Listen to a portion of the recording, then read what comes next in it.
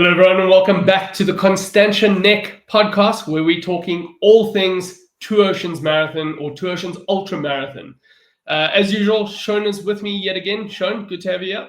Yeah, thanks, Dev. Always good. Really getting into the depths of it now. I'm getting a little bit nervous, to be honest. But yeah, no, good to be here and excited to discuss today's topic. Yeah, I have to agree with you there. I know you and I are both pushing our luck a little bit. We're running our qualifiers next week, so we are in the proper thick of things. In our taper, kind of recovering ahead of that and getting nice and fresh. I won't lie, personally, I'm feeling a little nervous around it. But yeah, looking forward to it. I'm hoping, and I feel like training's gone pretty well, so we'll see how that goes.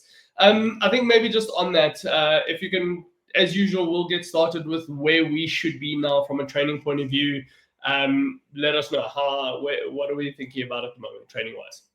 Yeah, so as always, we still have the two groups, the you and I's qualifying, and those who had managed to do it last year or have already qualified. So let's start with those who've just recently qualified.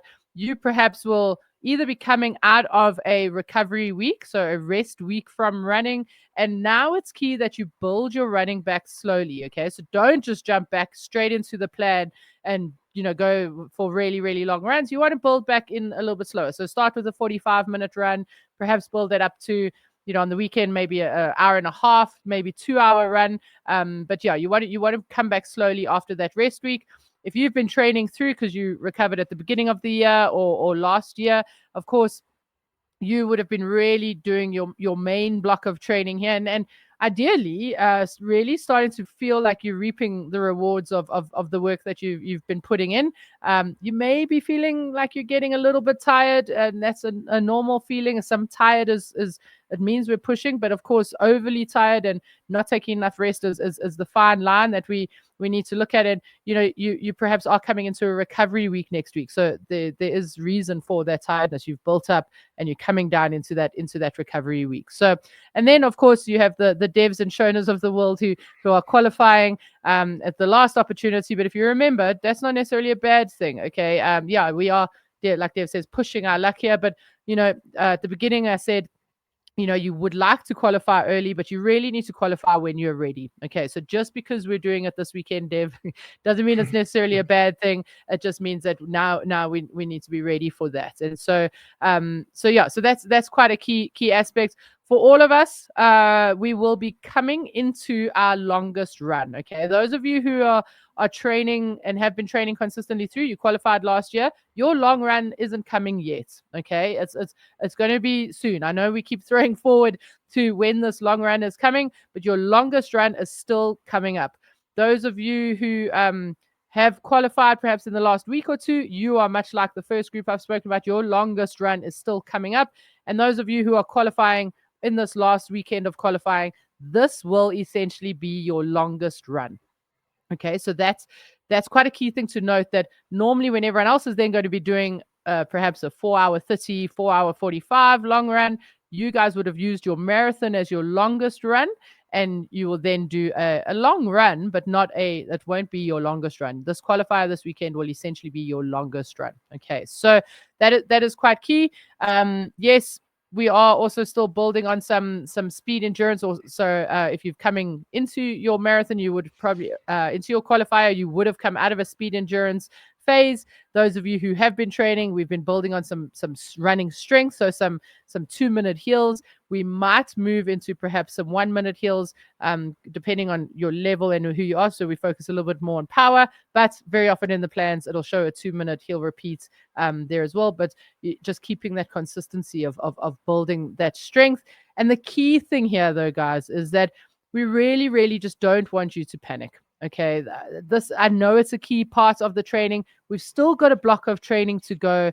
Lots can happen in that block. So don't cram in the long runs just because perhaps you've missed a run. Maybe you've been sick. Maybe there's been a slight niggle. Maybe life has just happened. Don't play catch up.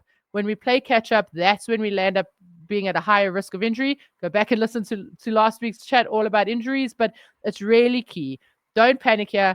The goals from here is just to be consistent. If you're putting block on block on block on top of block, interspersed with some recovery, you are going to be just fine. Okay, so really just don't cram, don't pull a Shona in university style and cram for your exams. Make sure that you just doing the work consistently through.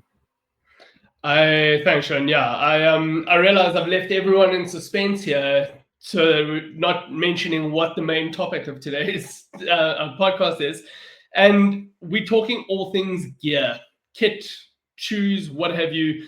And this, personally, for me, I mean, I'm a gadget freak. I love gadgets. I love new equipment coming from a cycling background. Shona, I know you love a pair of shoes and gadgets as well. The big focus here is how to prep and how to plan around the right kind of gear and getting your gear selection right. So I think to dive straight into it, Sean, let's maybe start off with the most important piece of gear as runners is our running shoes. What are the kind of things we should be looking for when we're talking about getting a good pair of running shoes? Yeah, so a couple of things there. I mean, a good pair is a pair that works for you. Okay, so a good pair of running shoes is a pair that works for you. We are running an ultra marathon, so ideally, again, and this depends on what works for you and the type of runner you are. But a slightly more cushioned shoe is the way to go, especially with the load and the mileage that you're doing. Of course, if you a Sainsbury runner and faster than that, you're probably going to be running in a slightly more racing shoe, a lighter shoe. But a lot of the training is done in a cushioned shoe because we're doing bigger mileage. And so we just need to keep an eye on I guess the health of these shoes. So check your shoes mileage. Most devices allow you to track your gear mileage. And I recommend that you definitely do that if you're not doing it already. And for the most part, we want to be the mileage that we get out of these shoes is important, because if we run in them for far too long, we stand the risk of injury, and it's also just not as fun. It hurts to run in those shoes. So what we're looking for there, and again, depending on a couple of factors, so depending on heights, depending on weight, is how long those shoes will last you. For the most part, like someone like my sort of height and weight, so we're looking at like 170 in and around 65 to 70 kgs. Your shoes can last you anywhere between 600 and perhaps 750, 800 Ks. For someone who's perhaps slightly heavier and taller, those shoes we're looking between perhaps 400 to 600 Ks. So it's important that you track that, so that you keep an eye and you know when to get new shoes. And the timing here is important, because we're coming up to race day. You really don't want to be running your race day in your oldest pair of shoes. Okay, so that's quite an important thing. We always say nothing new on race day, and that is still key here. And ideally, we'd like to have somewhere between 100 to 150 kilometers in your shoes on race day. They're not like the old shoes where you had to wear them in, but it's still just nice to have about 100 to 150 Ks, because then again, you've learned about all the little nicks and things that affect you, the right sort of socks that you need to wear, and we're going to get into that now. But just that your shoes feel comfortable, and then that is nothing new on race day, but just really important to manage that. Dev, I mean, I know we've had this chat, but I tend to rotate my shoes quite a bit. That's because whenever I find a pair of shoes that I like, if I can afford it, I buy 2 or 3 pairs. And then what I do is I just kind of rotate them around. So I have an older pair and a slightly newer pair that I then just sort of bunny hop. And that's quite nice, because I can feel straight away, without even looking at my gear counter, how my shoes are feeling. And you just know when they're ready. Like, you feel like you can feel every stone or every piece of tar, and then when you put those new shoes on, they feel great. And then, I mean, I know the elites do this. I used to. I don't always do it anymore, but I rotate my shoes when I'm doing a hill session. I might have a slightly lighter racing shoe. And when I do my longer runs, it's that more cushioned endurance type shoe as well. That's really it with the shoes for me. Cool. Sean, I'm just got 1 or 2 sort of questions maybe around the shoes still. I mean, we got a lot of people now love shoes, and there's new models and new brands and new things coming out all the time. Should people be cautious around either changing brands and the kind of things to look at? I mean, we hear very often people that are in stability or anti-pronation shoes as well. How do you feel around that from a specifics when we are looking at potentially buying new shoes now? Yeah, I'm for the average general runner, unless there is a massive contraindication, so an injury or something, I believe that most people will do just fine in a neutral shoe. Okay, so I don't believe that you need to buy an anti-pronator. Guys, for the most part, well, not for the most part, running, you will have pronation in your foot. It's just the way the foot works. It's the foot comes down, it pronates slightly. There's what we call the windlass mechanism, so a spring effect that pulls together and powers you forward. And so we need that to happen. Of course, when that happens too much, we can see, certain knee and hip injuries, but we'd rather sort that out with some strength training than adjusting the shoes specifically.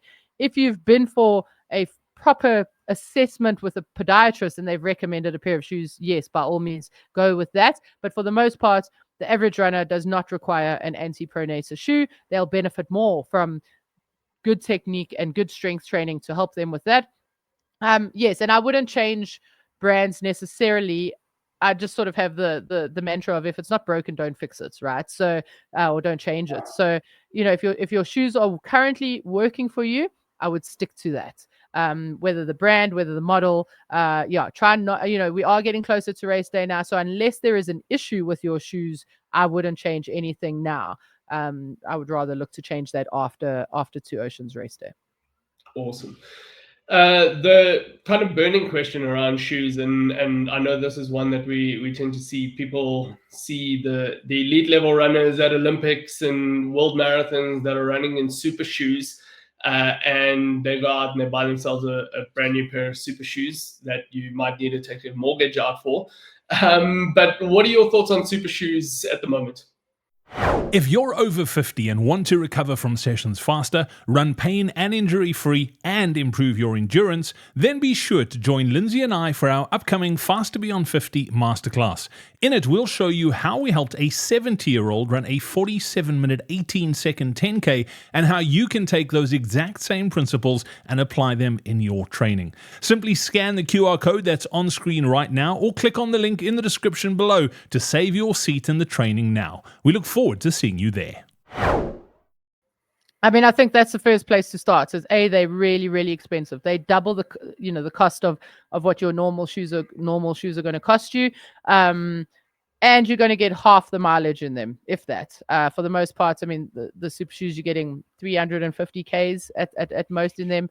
And so it's a big expense for very little gain. And yes, I do believe, and the literature does show, that you will get some benefits from those shoes, but more so in a race, marathon and lower. So to run Two Oceans in a super shoe as a 6-hour or 7-hour Oceans runner, you are going to be getting so much force back into your shins, because think about it, there's a carbon plate in that shoe, and that energy has to go somewhere. So it's coming back into you, and energy is such that it has to move somewhere else, right? And so we tend to land up getting more sore and more tired and more fatigued on race day because of these shoes. So I'm not a massive advocate for a back of the pack runner to race in these shoes, anything longer than a marathon necessarily. Again, preferably the shorter distances would be better. But if you are wanting to invest in them, please, please, please do not do your long runs in these shoes.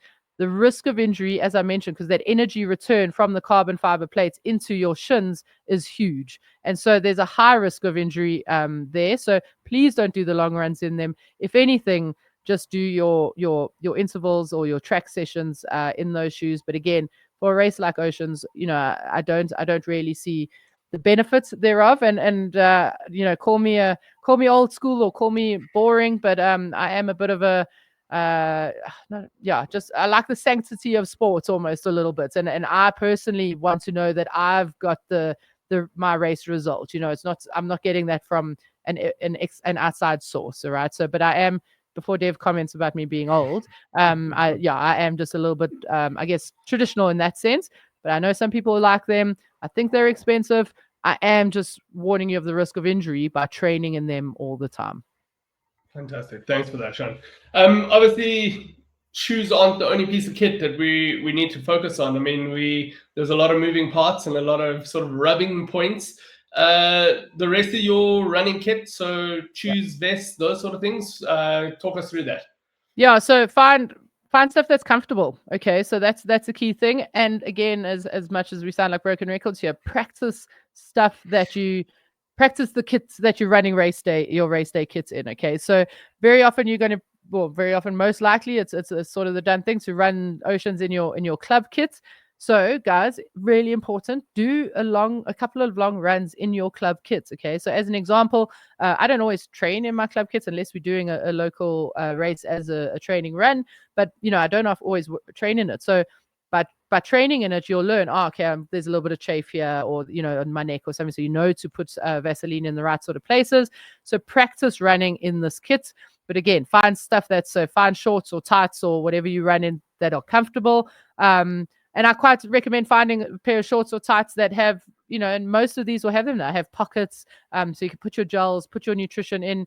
I actually got a really awesome pair of tights, for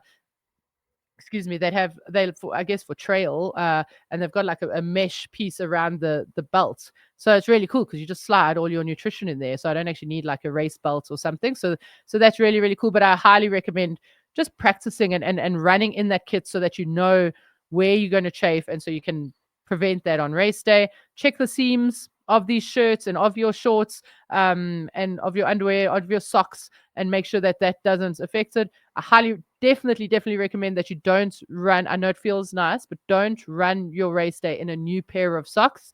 Find a pair of socks that is your usual brand and run in those once or twice, so that you're making sure that, again, a little seam isn't sticking out. And of course they try and make them the same all the time, but they can't ensure that. So really, really be sure to just practice it, find comfortable kits for race day, and make sure that you're training in it so that you know where all the little nooks and crannies are for race day. Yeah, Sean, I think just also like from a personal point of view, and maybe this doesn't count as kit, but I think it is actually a piece of kit, is and too much information here, but I struggle on long runs with nipple chafe. And it's something I know a lot of runners that do sort of marathon, ultra marathon distances, especially when it's hot and sweaty and your shirt's sticking to you. Something that I've found, and for me is quite important, is to also, I use a plaster, but not just your usual Band-Aid type plaster. So also try and find a plaster or something that's going to stick for the duration of the run. So for me, that kinesio tape works really well because I know it's proper sticky, and it'll last for the entire duration. So while it's not a piece of expensive, fancy kit, it's really important stuff to also still be playing around with little things like that, because you need to know, is it going to come off? Is it going to cause chafe in some other area as well? So I think that's something to sort of caution around as well. Yeah, absolutely, Dev. Sorry, and thanks for raising that, because I think as females, our sports bras don't generally allow for that chafe. So thanks for raising that. But I think also little things like if you're using bib boards or safety pins on your to pin your number, maybe just put those on your race vest when you're doing a long run, just to see if you need to add a little bit more Vaseline or something to those as well. For the most part, I haven't experienced that with the bib boards, but I have from safety pins. So just make sure that you're practicing that as well. With whatever you're running in. You mentioned you brought up sports bras now as well, and I know this is a really integral piece of kit for female runners. And you've done a little bit of research around that. Do you want to just elaborate on that as well a bit? Yeah, absolutely. Yeah. And I mean, I just can't express enough how often I see females running in the wrong sports bras. And guys, it has a massive effect, not only on our breast health, but also on our performance. Okay. To give you an idea, let's take two Shonas. Okay. So physiologically, they're the same runner. Okay. So all things equal, no super shoes, same runner. Okay. And Shona A is wearing a really good, well-fitted sports bra. Shona B is not. Over a marathon distance, Shona A in the good sports bra will finish 1.5 kilometers ahead of Shona B. So from a performance point of view, it's having an effect, let alone even just from a breast health point of view, which is obviously very important. So and the reason for that is if you're not feeling supported, your breasts move. They've only just, interestingly enough, done 3D analysis on this. It always used to be 2D. So they really are figuring out how much effect this has. But if you're not feeling supported, what lands up happening is females tend to crouch over because they're trying to support it with their arms. They don't then move their arms properly, and they tend to move sideways like this. So then you're not biomechanically being efficient moving forward. And that's why there's a performance effect. So really, really key to find yourself in the right sports bra. Ideally, if you have the resources, go and get fitted. Okay, that is absolutely key, because I know what lands up happening. If you do have a bra that has straps over here, we just tighten that strap and you land up with crevices in your neck. You try and make it as tight as possible, and that's not always the right thing to do. You want to have around 2 finger spaces between your shoulder and the strap at the top, and of course you want the strap around your waist to be tight but not too tight, and so that's quite key. And a lot of the bras, so you get compression bras, those ones that you just pull over, and you get encapsulation bras, so those are ones with cups. And if you are a mid-C and smaller, you'll probably get away with a compression bra, just a bra that you pull over. If you're mid-C and up, it's likely that you need to have a bra that's an encapsulation bra with straps and adjustable sort of things so you can really adjust it. Okay, so I highly recommend going out and getting fitted. Get this sorted. It's an investment. They are expensive, but again, we're talking about the price of running shoes, and we buy those every 3 to 6 months. This bra will last you a number of years. So highly recommend doing that, and doing it now, guys, because now we do have a couple of weeks for you to still practice. Make sure that that's not going to chafe you in particular areas. So find out which one will work for you, and rather get that sorted now. Fantastic. Sean, other gear, anything else to think about? So like hydration packs, I know we've spoken about it in the past. Sort of anything there we need to consider? Yeah, definitely. So we've spoken about how Oceans is the advocates for, wearing your own hydration pack and filling up on the route. They will have places along the route for you to fill up. Please, guys, practice this in your long runs. Okay, so give you a perfect example. I have a hydration pack, but when I'm running my long runs, I'm normally running in a long sleeve shirt. And then did a race the other day, as a training run, wore the hydration pack, and I chafed on my neck and on my shoulders. So you need to figure out, and look, these packs are amazing. They snugly fit and they're awesome, but you just need to know how that's going to fit on your body. So get that now. Don't buy anything new for race day. You also want to feel what it feels like with a little bit of weight in it, so you don't want to then have 2 liters of water, and that's essentially 2 kgs, so you want to have a good idea of how that feels. And again, whether it's a hydration pack or a belt, as an example, my training partner runs with a hydration belt, and I offered her my hydration pack last year for comrades, and she played around with it, and she said she just didn't enjoy it because she felt like the heat couldn't get off her back, so again, play with these things. I know we don't all have a everlasting fund to buy lots of different things, but ask friends who have and see if that you can try them out so that you know what works for you. That's really, really important. And the same thing with your heart rate monitor. So if you do, I don't personally like racing with my heart rate monitor, but some people do. Again, just find out where you chafe, where you may need to put a little piece of micropore or a little bit of extra Vaseline to make sure that you're on race day. You don't want one of these things that you could have controlled to be the limiting factor for you on race day, right? It's going to be a tough day. It's going to be an amazing day, but a tough day. So you don't want to have chafe in a place or blisters here or something there that's going to be the limiting factor. You really want to make sure that you've controlled all of that stuff. Awesome. Yeah, it's little things. The last thing you want, like you said, ruining a race because you were too scared to leave your heart rate belt at home or something silly like that. Yeah, exactly.